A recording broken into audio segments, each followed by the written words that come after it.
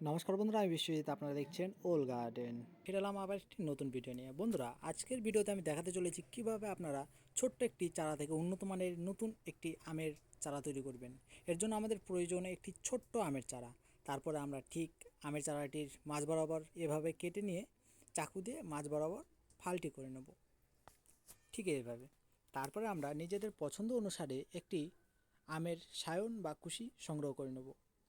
আপনারা এখানে আপনাদের নিজেদের পছন্দ অনুসারে সায়ন সংগ্রহ করে নেবেন। তারপরে আমরা সায়নটি ঠিক এইভাবে ভি আকারে কেটে নেব।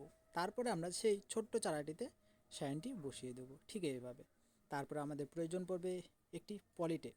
তো আমরা এখানে পলিটেপ দিয়ে ভালো করে এয়ারটাইট করে বেঁধে দেবো, যাতে কোনো রকম হাওয়া বা জল এর ভিতরে প্রবেশ করতে না পারে। বন্ধুরা, আশা করছি আমার এই ভিডিওটি আপনাদের ভালো লেগেছে বা ভালো লাগছে।